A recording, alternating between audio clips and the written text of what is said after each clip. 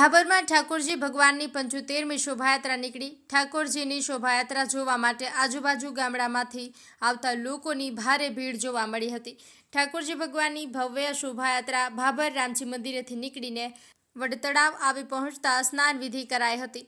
ભાભરમાં છેલ્લા 75 વર્ષથી ચાલી આવતી પરંપરા મુજબ ભાદરવા સુદ 11 જલ ઝીલણી 11ના દિવસે ઠાકોરજી ભગવાનની શોભાયાત્રા ભાભરના રામજી મંદિરથી ભવ્ય શોભાયાત્રા નીકળી હતી। ભાભર જૂના વડતળાવ ખાતે પહોંચતા જ દર્શન કરવા માટે ભક્તોનું ઘોડાપૂર ઉમટી પડ્યું હતું। વર્ષોથી ચાલી આવતી પરંપરા મુજબ વૈષ્ણવ ટ્રસ્ટ ભાભર દ્વારા રામજી મંદિર મુકામે 75 વર્ષથી ભાદરવા સુદ બીજથી ભાદરવા સુદ દસમ સુધી 9 દિવસ રામપારાયણ કથા અને 10મા દિવસે ભાદરવા સુદ 11ના દિવસે ઠાકોરજી ભગવાનની ભવ્ય શોભાયાત્રા સમસ્ત વૈષ્ણવ સમાજ ટ્રસ્ટ દ્વારા કાઢવામાં આવે છે।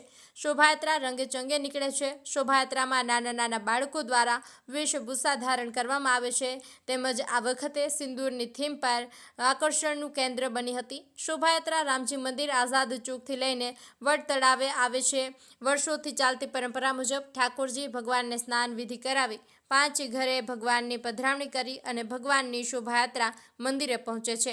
આ શોભાયાત્રામાં મોટા પ્રમાણમાં લોકો જોડાયા હતા। ભાભર ખાતે વર્ષોથી ચાલી આવતી પરંપરા મુજબ ઠાકોરજી ભગવાનની 75મી ભવ્ય શોભાયાત્રા નીકળી હતી। જળ ઝીલણી 11ના પવિત્ર દિવસના આજે પવિત્ર દિવસે ખૂબ જ ભવ્ય શોભાયાત્રા નીકળી હતી। ભાભર નગર આજે ભક્તિના સાગરમાં હિલોળે ચડ્યું હતું। ખૂબ જ ભક્તિભાવથી ભાભર નગરની શોભાયાત્રા ભાભરની નગરચર્યા પર ભગવાન નીકળ્યા હતા અને ખૂબ જ ભક્તિભાવથી લોકોએ શોભાયાત્રામાં જોડાયા હતા। આ સાથે સાથે ભાભર નગરજનોએ ભગવાનને પ્રાર્થના કરી હતી ગામની સુખ શાંતિ માટે અને સમગ્ર વિસ્તારની સુખ શાંતિ માટે પ્રાર્થના કરી ભગવાનના આજે ભક્તિમય દિવસ વિતાવ્યો હતો। ચાલતી પરંપરા મુજબ શ્રી વૈષ્ણવ ટ્રસ્ટ ભાભર તરફથી રામજી મંદિરમાં 76 વર્ષથી રામપારાયણ ભાદરવા સુદ બીજથી ભાદરવા સુદ દસમ સુધી 9 દિવસ ચાલે છે અને 10મા દિવસે ભાદરવા સુદ 11ના દિવસે ઝીલણા એકાદશીના દિવસે ઠાકોરજીની શોભાયાત્રા ઝીલણી 11ની તલાવ કાંઠે વડ તળાવ સુધી આવે છે અને ખૂબ જ મોટા અને સારા માહોલમાં આ રથયાત્રામાં લોકો જોડાય છે અને ખૂબ જ લાભ લે છે અને પછી ઠાકોરજી 5 ઘરોમાં પધરામણી કરી અને રાત્રે 8 સાડા 8 વાગે નિજ મંદિર પધારે છે।